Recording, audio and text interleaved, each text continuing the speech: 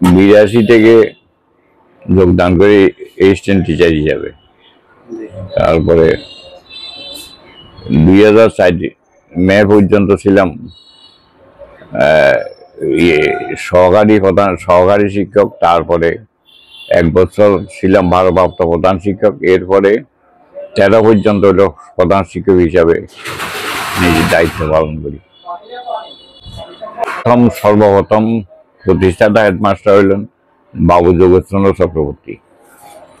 দ্বিতীয়তে আসেন দেলোয়ার হোসেন সাহেব। তারপরে আসেন সিরাজুল ইসলাম সাহেব। তারপরে আব্দুল সরকার। তারপরে ভারপ্রাপ্ত হিসাবে আসেন হইল নুরুল আলম। তারপরে হইলাম আমি। গিরিশ বৈদ্য হেডের এখন যে বর্তমান পুকুরটা, এটা মহারাজার থেকে বন্দোবস্ত নিয়েছেন গিরিশচন্দ্র বৈদ্য, রামবলি বৈদ্য এরা। এখান থেকে হেরা দান করে হলো পুকুরের উত্তর পাড় এবং পূর্ব পাড়। এই দানের উপর ভিত্তি করে প্রতিষ্ঠানটা সেইখানে স্থানান্তরিত হয় 47 সালে। ব্রিটিশ পিরিয়ডে বার্মাতে পোস্টাল ডিপার্টমেন্টে উচ্চতর কর্মচারী হিসাবে নিয়োজিত ছিলেন। দ্বিতীয় মহাযুদ্ধের সময় ভারত হইয়া উনি বাড়িতে আসেন।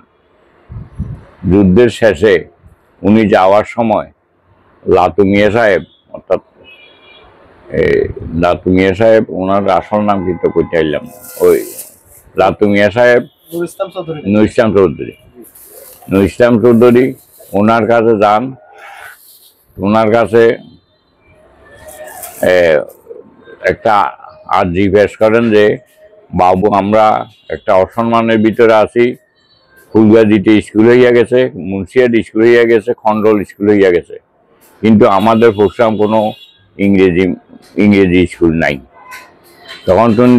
তখন তিনি বার্মাতে না গিয়ে এখানে থাকেন এবং এই প্রোগ্রাম হাই নাম আসিল প্রোগ্রাম মাধ্যমিক উচ্চ ইংরেজি বিদ্যালয়। এরপরে এটা প্রথম স্থাপিত হয় বর্তমান মাদ্রাসা যেখানে প্রতিষ্ঠিত সেখানে। এরপর স্থানান্তরিত হয় গিরিশচন্দ্র বৈদ্যের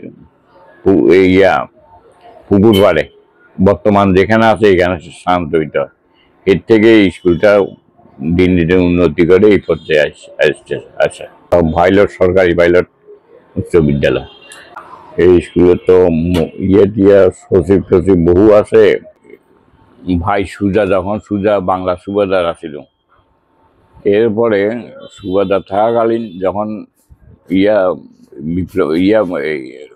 শাহজাহানের যখন আওরঙ্গজেব যখন সম্রাট হলো, তখন সুজা একটা রাস্তা ক্যাপ্টেন লিগ রোড তৈরি করছিল ফেনীর থেকে পর্যন্ত, আরাকান পর্যন্ত।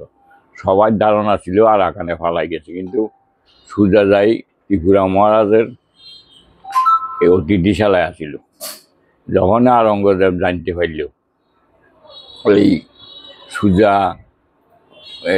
ত্রিপুরা মহারাজের অতিথিশালায়, তখন এখান থেকে দুধ পাঠাইল যে সুজাকে তুলি দাও, আর না হইলে আমার হাতে তোমার রাষ্ট্র চলে যাবে। তখন সুজা জানতে পারি, সুজা আরাকানে চলে গেলে এখানে ধরা খাইল।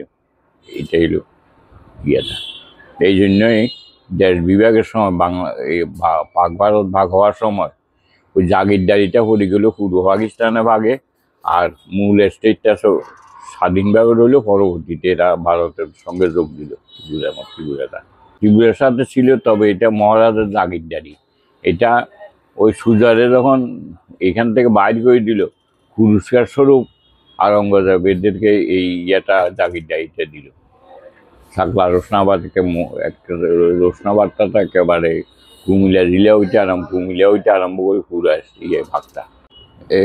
এখানে প্রায় 80% লোক আছিল হিন্দু, আর 20% আছিল মুসলিম। এবং পরশুরাম বাজারের শুধু মাতঙ্গি বাড়ির পূর্ব দিকে একটা যে লম্বা ঘর আছে, এইটা ছাড়া আর পুরাটা বাজারের মালিক আছে হিন্দুরা। তারপরে এই যে বড় মসজিদ, এখানে আছিল কংগ্রেস অফিস। সত্যচন্দ্র সেখানে কংগ্রেসের সভাপতি হিসাবে, আঞ্চলিক সভাপতি হিসাবে সত্যচন্দ্র সেখানে থাকতেন, বসতেন। উনি পরবর্তীতে এই জায়গাটা একজনের মারফতে 50 টাকায় বিক্রি করেন, যাতে এখানে একটা মুসলমানদের মসজিদ হয়। কোনো রকম মসজিদ ওইখানে ছিল না।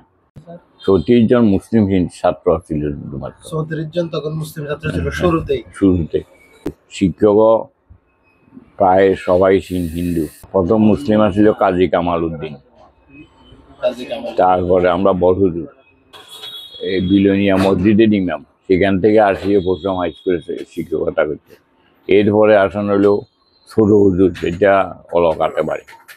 আমার হলো জন্ম থেকে জন্মগতভাবে আমার এখন 75 রানিং, অর্থাৎ 74+। দুইবারে ঘূর্ণিঝড়ের ক্ষতিগ্রস্ত হয়েছে। দুইবারে যোগেশবাবুর নিজের অর্থে এবং ওনার শ্বশুরা ছিল দুবলাচনের বিজ্ঞান ইনস্টিটিউটের প্রধান শিক্ষক। ওনারও কোনো ছেলে ছিল না, তো সেই হিসাবে ওনার বহু সম্পত্তি পাইছে না, এমনও জমিদার ছিলেন যোগেশবাবু। তো নিজের স্থির অলঙ্কার বিক্রি করেই এই ঘূর্ণিঝড়ের পরে প্রতিষ্ঠানটা পুনঃপ্রতিষ্ঠা করে। শুনছিলাম যে 1000 টাকা পাইছিল পরবর্তীতে, আগে তোলার কালীন পায় না, পরবর্তীতে সরকার থেকে অনুদান পাইছিল।